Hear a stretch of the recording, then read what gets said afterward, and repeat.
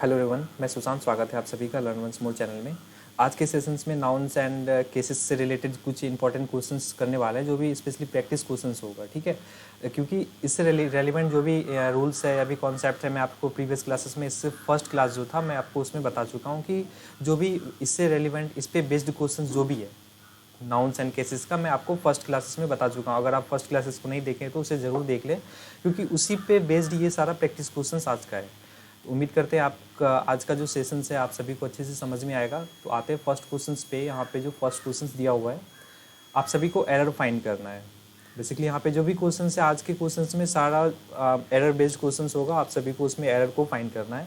और यहाँ पे फर्स्ट क्वेश्चन दिया हुआ है कि you know it well that your success in life depends not on my advice but on somebody else. यहाँ पे आप सभी को समझना है कि यहाँ पे जो दिया हुआ है, बेसिकली ये जो सेंटेंसेस दिया है, इसका मतलब यहाँ पे ये हो रहा है कि यू नो इट वेल, आप अच्छे से जानते हैं कि योर सक्सेस इन लाइफ, आपकी जो सक्सेस है आपकी ज़िंदगी में, आपके जीवन में, depends not on my advice. ये क्या है, B5 का काम कर रहा है। ये भब्स का फिफ्थ फॉर्म है। डिपेंड्स मतलब निर्भर करना होता है, ठीक है। Depends not on my advice, जो मेरे एडवाइस पे डिपेंड नहीं करती है, बट ऑन समबडी एल्स। अब यहाँ पे देखना है इस बट, लेकिन जो है किसी और के एडवाइस पे डिपेंड करती है, तो नॉट समबडी एल्सेस, एल्सेस होगा। यहाँ पे क्या लिखा जाएगा, SOMEBODY, समबडी एल्सेस, ELSE, ये पोस्टॉफी एस का यूज़ करना होगा, इस चीज़ें का यूज़ करना होगा, जो कि यहाँ पे नहीं किया हुआ है। सो एरर किस पार्ट में है, D पार्ट में है। उम्मीद करते हैं कि ये जो चीज़ें मैं बता रहा हूँ आपको अच्छे से समझ में आया होगा, क्योंकि जो भी चीज़ें अभी बताया जा रहा है सारा बेस्ड है प्रीवियस क्लास पे जो भी कॉन्सेप्ट्स एंड रूल बताया गया आप सभी को। अगर जो भी आप सभी में से नहीं देखें उसे ज़रूर देख लें। फर्स्ट क्लास का आपको उस क्लासेस का स्पेशली लिंक आपको मिल जाएगा मेरे इस वीडियो के डिस्क्रिप्शन में। So moving towards our next question. यहाँ पे जो नेक्स्ट क्वेश्चन है, he informed me that he had gone to one of the minister's residences and stayed there all night। यहाँ पे या तो आप सभी को एरर फाइंड करना है, अदरवाइज कोई एरर नहीं होगा। तो आप सभी के सामने एक और ऑप्शन है नो एरर का। फर्स्ट ऑफ ऑल आप सभी को तो सही से ढूंढना है कि यहाँ पे क्या इस टाइप में एक चीज़ है। सबसे पहले मैं आप सभी को क्लियर कर देना चाहता हूँ कि वन ऑफ के बाद हमेशा प्लूरल नाउन आता है। मैं आप सभी को फर्स्ट क्लास में भी बता चुका हूँ कि वन ऑफ हमेशा प्लूरल नाउन को लेता है। वन ऑफ के बाद हमेशा प्लूरल नाउन आता है। जो नाउन आएगा वो हमेशा प्लूरल आएगा। दैट्स वाई यहाँ पे जो है नाउन PLURAL, ठीक है। तो फर्स्ट ऑफ ऑल यहाँ पे जो गलती है इस पार्ट में ही है, यहाँ पे मिनिस्टर्स नहीं होगा, यह मिनिस्टर होगा, ठीक है। उम्मीद कर रहे हैं कि आपको ये समझ में आ गया होगा कि ये जो मिनिस्टर्स नहीं, यहाँ पे जो आने वाला है वह हो जाएगा MINISTERS, ठीक है।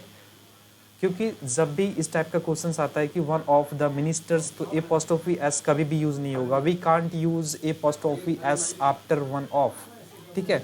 We can't use apostrophe S after one of. आप सभी को याद रखना होगा, जब भी क्वेश्चंस में वन ऑफ आप सभी को मिलेगा, आप सभी को हमेशा प्लूरल नाउन यूज ही करना है, प्लूरल नाउन ही आएगा, अदरवाइज आप सभी को सिंगुलर नाउन यूज नहीं करना है। सो एरर है इस सी पार्ट में, ठीक है।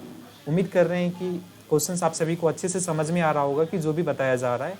So now moving towards our next question. जो यहाँ पे नेक्स्ट क्वेश्चन दिया हुआ है, the building's roof needs repairing otherwise it may fall down and result into many persons death.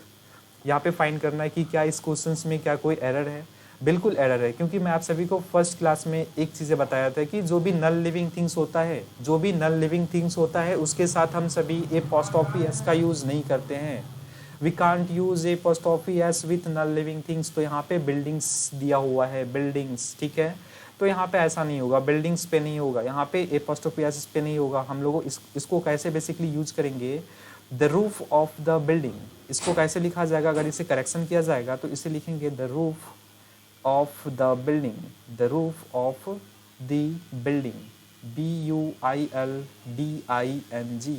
उम्मीद कर रहे हैं कि ये जो चीज़ें आपको सही से समझ में आ रहा होगा। It should be clear to you. So now moving towards our next question. जो इस क्वेश्चन में एरर था वो एरर नंबर यहाँ पे फर्स्ट पार्ट में था, क्योंकि जब भी याद रखना है अच्छे से, कभी भी नल लिविंग थिंग्स के साथ एपोस्ट्रोफी एस वाला चीज़ें प्रयोग नहीं होगा। सो यहाँ पे नेक्स्ट क्वेश्चन सब दिया हुआ है, I visited John's and Mary's house twice but found the couple absent.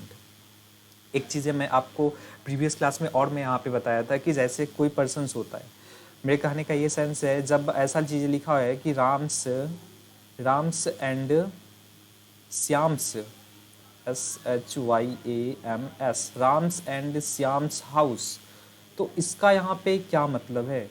इसका मतलब ये है कि राम में भी ए पोस्टॉफी एस लगा हुआ है और श्याम में भी ए पोस्टॉफी एस लगा हुआ है, और इसका सेंस ये होता है कि राम और श्याम दोनों का घर अलग अलग है, एक नहीं है, क्योंकि इस पे भी ए पोस्टॉफी एस यूज कर रहे हैं और श्याम पे भी ए पोस्टॉफी एस का यूज किया जा रहा है। डेट्स वाई राम और श्याम दोनों पर्सन का घर यहाँ पे अलग अलग है।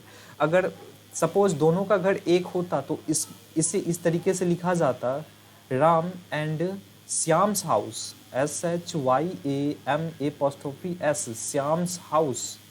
तो ये इसका ये मतलब होता है राम और श्याम जो बोथ पर्सन है, इस दोनों का घर एक ही है, जो घर है वह एक ही है। उम्मीद कर रहे हैं कि ये समझ में आ रहा होगा आप सभी को, it should be clear to you. अब आते हैं क्वेश्चंस पे। यहाँ पे जो क्वेश्चंस दिया हुआ है, I visited John's and Mary's house twice, मैं विजिट किया है जॉन का और मैरी का घर 2 बार, बट लेकिन फाउंड, ये फाइंड का V2 है। ये क्या है? V2 है किसका? फाइंड का।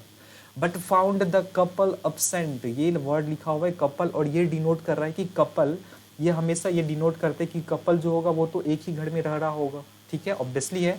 तो यहाँ पे जॉन्स एंड मैरीज नहीं होगा, ये जो जॉन्स है ये सिंगल जॉन होगा, JOHN, इसमें ए पोस्टॉफी नहीं यूज होगा। क्यों नहीं यूज होगा? क्योंकि कपल से ये डिनोट हो रहा है कि यहाँ पे जो पर्सन होगा दोनों का घर क्या होगा? एक ही होगा, तो ए पोस्टॉफी ओनली मैरीज के साथ लगेगा, जॉन के साथ नहीं लगेगा। सो एरर किस पार्ट में है? बी पार्ट में इसका एरर है। I hope it should be clear to you. So now moving towards our next question. यहाँ पे next question है, a ton's weight is too heavy for anyone to carry on his leg. A ton's weight मतलब 1 ton का जो wait है is too heavy, बहुत ज़्यादा heavy है, for anyone, किसी के लिए भी, ठीक है, to carry on his head, अपने सर पर ढोने के लिए। तो यहाँ पे बेसिकली आप सभी को ये दिख रहा है कि a ton's weight, आप सभी को एक चीज़ें याद आ रहा होगा कि वो प्रीवियस वाला चीज़ है कि नॉन लिविंग के साथ एपोस्ट्रोफी एस का यूज़ नहीं करते हैं, बट चीज़ें याद अच्छे से रखना है कि हम नॉन लिविंग थिंग्स का बात कर रहे थे, वहाँ पे मेजरमेंट नहीं आ रहा था।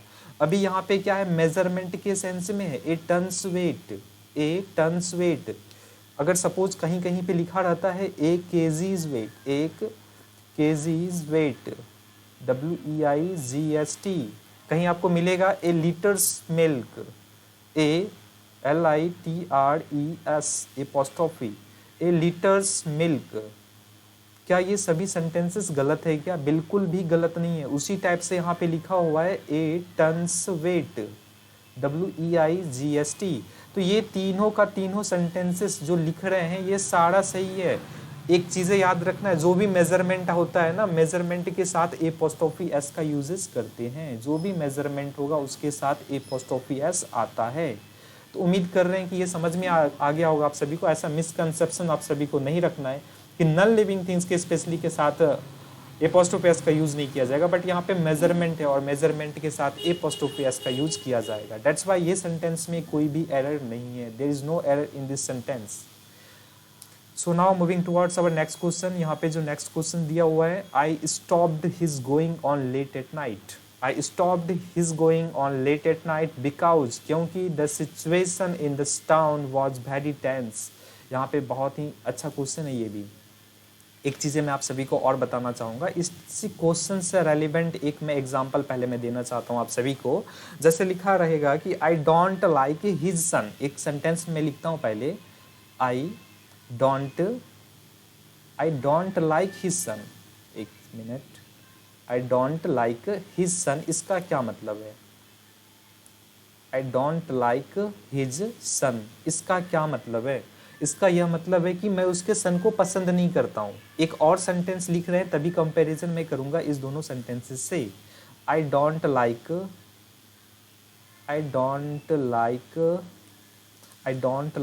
His son raising, RAISING, I don't like his son raising stupid question, STUPID question, Question। अब ध्यान से समझना है, बिल्कुल ध्यान से आप सभी को, क्योंकि यहाँ पे इस दो क्वेश्चन में फर्स्ट ऑफ ऑल आप सभी को पहले ये फाइंड करना है कि कौन सा सेंटेंस गलत है। यहाँ पे अगर फर्स्ट सेंटेंस का बात करें तो यहाँ पे लिखा हुआ है I don't like his son. इसका बस एक मतलब ये हो रहा है कि मैं उसके सन को पसंद नहीं करता हूँ, और ये स्टेटमेंट सिंपल प्रेजेंट टेंस के अकॉर्डिंग है, क्योंकि डू डज जब भी लगता है हमेशा याद रखना है कि कौन सा वर्ब्स यूज करते हैं, V1 अप्लाई करते हैं। एग्जाम्स में क्वेश्चन इससे भी रेलिवेंट आता है, जब टेंस आप सभी पढ़ेंगे तो डू डज के साथ V1 के अलावा अगर कोई भी वर्ब्स आ जाए तो आप सभी का एरर पार्ट तो यहीं पे हो जाएगा। याद रखना है डू डज के बाद always you have to use V1। अब इस सेंटेंस पे आते हैं तो यहाँ पे नीचे में जो लिखा हुआ है I don't like his son raising stupid question, मतलब मैं उसके सन को नहीं पसंद कर रहा हूँ, ऐसा नहीं है। उसके सन के द्वारा उठाए गए स्टूपिड क्वेश्चन को नहीं पसंद कर रहा हूँ, उसके सन के द्वारा उठाए गए स्टूपिड क्वेश्चन को नहीं पसंद कर रहा हूँ। तो यहाँ पे सन नहीं होगा, यहाँ पे सन नहीं होगा, यहाँ पे क्या हो जाएगा सन्स। यहाँ पे बात सन का नहीं कर रहा है, यहाँ पे सन के द्वारा उठाए गए स्टूपिड क्वेश्चन का बात किया जा रहा है। दैट्स वाई यहाँ पे सन किस में चेंज होगा, सन्स में, सन के द्वारा। अब इस क्वेश्चन पे आते हैं आई स्टॉप्ड हिज गोइंग, और यहाँ पे ये जो रेजिंग है ना, ये अभी बेसिकली बी वर्ब्स का आईएनजी लगा हुआ है, V4 का काम कर रहा है, जो एक जिरंड का काम करता है, जो एक जिरंड का काम कर रहा है। तो फाइनली इस क्वेश्चन का अगर बात करेंगे, I stopped his going on late at night because the situation in the town was very tense. फिलहाल यहाँ पे कोई भी गलती नहीं है। I hope the question should be clear to you. So now moving towards our next question, और यहाँ पे नेक्स्ट क्वेश्चन जो दिया हुआ है, ही डिड नॉट अप्रूव। ध्यान से समझना है, इससे रेलिवेंट एक और क्वेश्चन आता है टेंस में। पहले मैं उससे रेलिवेंट एक चीज़ यहाँ पे बता देना चाहता हूँ। यहाँ पे जैसे डू डज का मैं बताया ना कि हमेशा सिंपल प्रेजेंट के अकॉर्डिंग V1 अप्लाई होता है, सेम लाइक ये जो डिड यूज करते हैं वो सिंपल पास्ट टेंस में अप्लाई करते हैं। और जब डिड यूज होता है ना, उसके साथ हमेशा V1 आता है, उसके साथ always you have to use V1, और यह अप्रूव भी एक V1 है। अगर यहाँ पे V2, V3, V4 होता तो ये गलत हो जाता। याद रखना हमेशा डिड के साथ हमेशा V1 अप्लाई करेंगे, जो सिंपल पास्ट टेंस के अकॉर्डिंग आता है। अब आते हैं क्वेश्चंस के अकॉर्डिंग, जो क्वेश्चंस यहाँ पे जिसके अकॉर्डिंग आप सभी को एरर को फाइंड करना है। तो क्वेश्चंस में यहाँ पे स्टेटमेंट ये बोला जा रहा है, he did not approve on his son raising stupid question. ये तो मेरा एग्जाम्पल बेस्ड वाला क्वेश्चन आ गया। वो अप्रूव नहीं कर रहा है, क्या नहीं करता है कि वह of his son raising stupid question and thereby vexing the teacher. तो फाइनली यहाँ पे रेजिंग स्टूपिड क्वेश्चन है, raising stupid question, son's raising stupid question, मतलब सन के द्वारा जो उठाया जा रहा है स्टूपिड क्वेश्चंस, SONS। उम्मीद कर रहे हैं कि ये समझ में आ चुका होगा आपको। जो एरर पार्ट है वो बी पार्ट में है। सुनाओ, यहाँ पे हम सभी के सामने एक नेक्स्ट क्वेश्चन है, America's problem are however not so serious and awful as India. समझना है बिल्कुल ध्यान से। मैं आप सभी को अपने रूल्स वाला जो फर्स्ट क्लास था, जो कॉन्सेप्ट में आप सभी को बताया था, जो पॉजिटिव केस था, हमेशा कंपैरिजन सेम से करते हैं। तो यहाँ पे अमेरिकाज है तो हमें कंपैरिजन इंडियाज से करना होगा, तो इंडिया नहीं होगा, यहाँ पे क्या हो जाएगा इंडियाज, INDIA। सो फाइनली जो एरर है वह डी पार्ट में है। उम्मीद कर रहे हैं कि ये समझ में आपको आ चुका होगा। America's problem are however not so serious and awful as India's. अब यहाँ पे नेक्स्ट क्वेश्चन है, your tone of speaking as well as your friends is really extremely sarcastic yet we never take it seriously. आप सभी को error find करना है इस क्वेश्चन में, ये काफ़ी ज़्यादा अच्छा क्वेश्चन है। तो यहाँ पे जो लिखा हुआ है, your tone of speaking, your tone of speaking as well as your friends, यहाँ पे फ्रेंड्स नहीं होगा, A'(S यूज करना होगा इस पार्ट में, FRIEND, मतलब फ्रेंड का। ठीक है, आपका जो टोन है स्पीकिंग करने का, as well as your friends, मतलब फ्रेंड्स में A'(S यूज करना होगा, तभी तो दोस्त का होगा। Friends is really extremely sarcastic yet we never take it seriously. So finally जो एरर है वह बी पार्ट में है। इस क्वेश्चन का जो एरर पार्ट है वह बी पार्ट में। उम्मीद करते हैं ये क्वेश्चन आप सभी को अच्छे से समझ में आ रहा होगा। So now moving towards our next question, और यहाँ पे नेक्स्ट क्वेश्चन जो दिया हुआ है, the finance minister boasts of improving the economic condition of the countries. एक चीज़ें याद रखना है आप सभी को, जब भी ऑफ द होगा तो यहाँ पे A'(S का यूज कभी भी नहीं करेंगे। We never use A'(S after of. तो अब यहाँ पे ये देखिए ए पोस्टॉफी एस के बदले ही तो ऑफ आया हुआ है, ए पोस्टॉफी एस के बदले ही तो ऑफ आया हुआ है, तो यहाँ पे वनली क्या हो जाएगा, कंट्री होगा, COUNTRY, COUNTRY, ठीक है। और इस पार्ट में एरर है, क्यों ऐसा किया गया, सपोज देखिए जैसा लिखा रहता है राम्स, राम्स पेन, राम्स पेन, इसका क्या मतलब है, the pain of Ram, the pain of Ram. तो यहाँ पे देखिए इस पार्ट में ए पोस्टॉफी एस लगा हुआ था तो एफ ऑफ नहीं आ रहा था, इस पार्ट में अगर ए पोस्टॉफी एस लगा हुआ है तो ऑफ नहीं आ रहा है। अगर इस पार्ट को इस तरह से लिखा जाए तो द पेन ऑफ राम, अगर यहाँ पे ऑफ आ रहा है तो फिर ए पोस्टॉफी एस का यूज़ हम सभी नहीं करेंगे। इसी बेस्ड पे ये क्वेश्चन था कि ऑफ भी लगा दिया था और ए पोस्टॉफी का भी यूज़ कर रहा था, तो ए पोस्टॉफी एस का यूज़ नहीं होगा। So now moving towards our next question, और यहाँ पे जो नेक्स्ट क्वेश्चन दिया हुआ है, the life of the rich is not in many ways as peaceful as that of the poors. समझना है आप सभी को ध्यान से, the life of the rich मतलब अमीरों का जो जिंदगी है, जो जीवन है, the life of the rich, of the rich, ध्यान से समझना है, बहुत ही अच्छा यहाँ पे कॉन्सेप्ट आप सभी को समझ में आने वाला है। और जो लास्ट में स्टेटमेंट लिखा हुआ है इसका ये मतलब होगा गरीबों का जिंदगी, तो गरीबों की जो जिंदगी है the life of the rich ऐसा लिखने वाले हैं, द लाइफ ऑफ द, गरीबों की जिंदगी में आ जाएगा the life of the poor, और अमीरों की जिंदगी the life of the rich. अब समझना है ध्यान से, दो तो स्टेटमेंट है, एक हो गया अमीरों की जो ज़िंदगी है और जो दूसरा है गरीबों की जो ज़िंदगी है। अब क्वेश्चंस के अकॉर्डिंग अगर समझेंगे तो the life of the rich का बात कर रहा है और फिर से पुअर का भी उसी ज़िंदगी का बात कर रहा है, तो इस दोनों को रिपीट ना हो तो इस द लाइफ को हम यहाँ पे द डेट कंजंक्शंस के साथ लगा दिए, ठीक है। इससे क्या किया गया, डेट कंजंक्शंस के साथ अप्लाई कर दिया गया ताकि एक सुपरफ्लुअस के अकॉर्डिंग ना आ जाए, मतलब एक होता है ना रिपीटेशंस ना हो। तो the life of the questions पे अब देखते हैं, the life of the rich is not in many ways as peaceful as that, ये दैट किसके लिए आया है, द लाइफ के लिए, ऑफ द पुअर्स, ये पुअर्स नहीं होगा, यहाँ पे क्या होगा, only of the poor, of the poor, जो मैं आप सभी को जस्ट अभी बताया किस तरीके से दोनों जो सेंटेंसेस लिखा हुआ है, जैसे फर्स्ट पार्ट में लिखा हुआ है the life of the rich, यहाँ पे एपोस्ट्रोफी एस का यूज नहीं है, डेट्स वाई यहाँ पर भी आपको यूज नहीं करना है एज दैट, ये तो डेट तो द लाइफ की वजह से आ रहा है, of the poor, so error part इस डी पार्ट में है। उम्मीद कर रहे हैं आप सभी को समझ में आ गया होगा। So now moving towards our next question, और यहाँ पे नेक्स्ट क्वेश्चन है, for your sake as well as your wife we all wish that you may get that job, आपके लिए और आपकी पत्नी के लिए, as well as your wife, तो यहाँ पे वाइफ नहीं होगा, पत्नी के लिए, that means wives, WIFE'.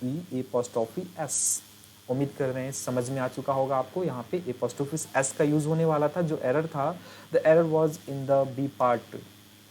So now moving towards our next question, और यहाँ पे नेक्स्ट क्वेश्चन तो फिलहाल नहीं है। उम्मीद करते हैं कि आज का जो भी सेशन है मैं आप सभी को जो भी बताया हूँ आप सभी को अच्छे से समझ में आया होगा।